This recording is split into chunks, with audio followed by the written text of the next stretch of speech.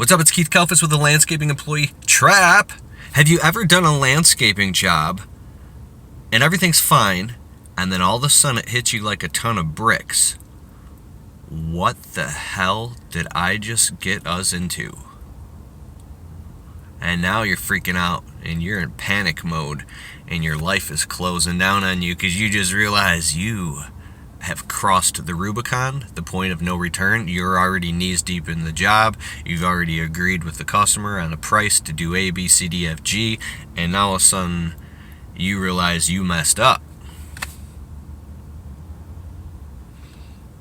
Quick disclaimer, I'm shooting this with my phone right now because all of my cameras, same way I always upload with the MP4 16.9 aspect ratio to YouTube widescreen, is all of a sudden uploading with the black bars on the side. You might have seen my previous videos, a 4.3 PAL aspect ratio. Something's going on with the YouTube codec or algorithm upload, so I'm shooting with my phone because it seems to work widescreen. Back to what I was saying. So you're on a job and you realize there's an entire part or dynamic of the job that you didn't foresee. Is it your fault? Well, yeah, it's all your fault. It's your responsibility. I believe that you could tell somebody all damn day, you can study and research, but until you actually do it and you get yourself in these sticky situations to now you feel like you're in a nightmare, it's taking you longer than expected, it's costing way more, you're having to eat it and fall on your sword. These are the reasons why I don't take on $30,000 jobs unless it's very specific of a project where it's all stuff I've done before and then I know that we can do it. And I like, say if we do a job that takes 5 days long, let's say it's a $12,000 job, or it shouldn't take that long, I will add on 30% time to every job because of Murphy's Law. So let's say you take on a job, you're like, it's going to take you 2 days. What's 30% of that? A third day. What's 30% of the profit margin? If it's a $3,000 job, you better add, another $1,000. Or if it's $2,000, you better add more money. If it's a $10,000 job, bump it up to something higher. Take an extra moment to pause, even if your phone's blowing up, because you are about to bite the bullet. You're about to sign your name on something and get into something that you didn't prepare for. One thing I'm really getting into now since last year is this whole machine rental thing. We can go rent out a $20,000 Ditch Witch loader machine and get a job done twice as fast, to when I'm actually riding that machine and we're using it and moving materials, I go, oh my God, if we didn't rent this machine, we would be screwed out here right now. Because as soon as you get on that job, the clock's ticking. It's ticking on you. If it takes longer, now you're on the phone pushing other customers back and apologizing and trying to professionally make up excuses, and you can get yourself in situations where you can literally do an entire $10,000 job for free, and you're sitting there having a panic attack. Now it's like 2 o'clock in the morning, you're at home laying there dripping in sweat going, oh my God. And then if you break down and have a breakdown in front of your workers, I've done all types of stuff like this in the past, panicky, running around, killing yourself, and everything's going like so. That's why I think that there's no substitute for experience. Doing it over and over and over again. There's a little mistake I made. We're doing a $6,000 landscape job right now. I made one small mistake, and it's biting me. We're removing a bunch of rocks from landscape beds. I will be vlogging and stuff there, and we're putting down fresh weed barrier, fabric liner, and plants, a whole landscape install, and then putting new rocks in. $6,000. It's fine. My profit on that is really good because of the speed at which we're doing it. So in the back landscape beds, all these rocks are only 2 inches deep. In the back landscape beds, whoever installed the landscape, there's these really big, huge shrubs we got to trim. Way down behind the shrubs, the rocks are literally 5 to 6 inches deep. There's an entire extra ton of stone that I didn't compensate for. Now, in a big landscaper, that's nothing. If you've got big dump trucks and loaders, you just scoop it up, throw it in the truck, and bounce. Like, it might take you an extra, it costs you $50 in time. Well, something like that for me is going to cost me $250 in an extra hour and a half or something, 2.5 hours. So that's neither here nor there. All I'm talking about is when you're in this game, this landscape game, every little tiny thing that you do has a quantified effect. And it's the domino that knocks over all the other dominoes. You make one little mistake and knock that domino over, now something really good is going to happen or something really bad is going to happen that you can't stop. And if you let it affect you in that moment, it's kind of like gambling at the casino. When you're on a landscape job and you notice something is messed up, okay, so I'll talk to the customer. Hey, customer, can I talk to you for a second?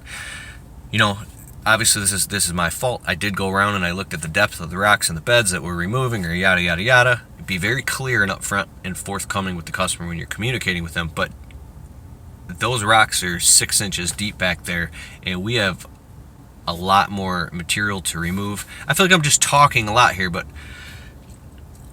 that's going to cost us a lot of extra time and money. I'm sorry I didn't foresee that. It's just, I thought all the beds, now if you talk, any landscapers have been in the business 20 years, well, you shouldn't have done it. You should have like literally freeze time, and you should go around and dig all over the property in all different areas, and then you should be measuring things from every different angle and foresee all this. And I'm sure you get to that point where you literally, like, I can foresee a lot of shit, dude. I've been doing this for a while, and I can, well, what? I know that right there. When this happens, it causes this to happen, this to happen, that, and this. So I know we better do this, and it's going to cost this much because of this, and that makes this happen. You get to that point where you're like Neo in the Matrix when he sees all the zeros and the ones, and that's when you start making money, in my opinion. I don't really know how these guys get in the business and now they're doing these $50,000, $60,000, $70,000 jobs. I know one guy who literally does $60,000, $70,000, $80,000 jobs. He's like my age, and he's got big machines, and he's moving boulders and doing waterfalls and crazy stuff. And I asked him one day, I'm like, dude, how the hell are you doing all this at so young? He's got like 10 trucks with millions of dollars in equipment. I may be exaggerating a bit, but he's like, oh, it's because I went to college for landscape architect and design and have a master's in business degree. I'm like, oh, you went to college for like 6 years and you have a degree in landscaping design, landscape architecture, and an actual business degree.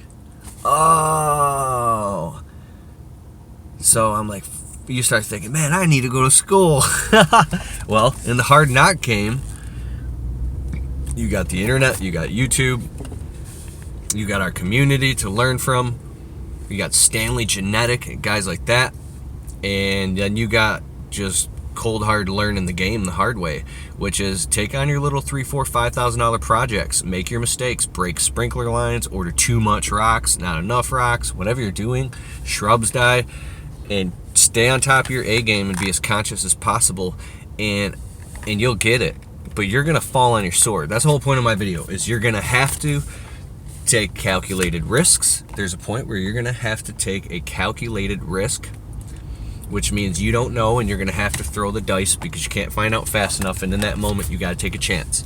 And it could work in your favor, and if it does, that doesn't mean you're cool. That doesn't mean that you're so smart, because the next time it's not going to work in your favor, and you're going to do a whole damn landscape job and make minimum wage because you messed up. And you just look in the mirror, pull the thorn out, and learn your lesson. Take a breath, and realize it's not the end of your life. It's not the end of your business. It sucks. And one thing my buddy Scotty taught me about, this guy's an awesome entrepreneur.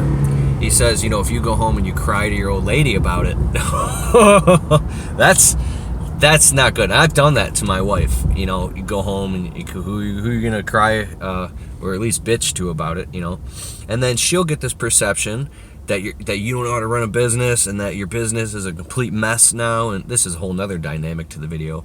So now, I do a little bit here and there, but most of the time, I walk in the door, I don't want to talk about landscaping. Even if we're in the middle of a big job, the ability to separate home and work. Now, obviously, you get home, you got to do paperwork and all these different things, but it's the ability to change channels cleanly. If you're listening to radio station 88.7 rock, and then you're listening to pop, and then you're listening to rap music, in each next station, the goal is to be able to, now you're on the phone with a customer, now you're doing this landscape job, now you're doing this, now you're with your family.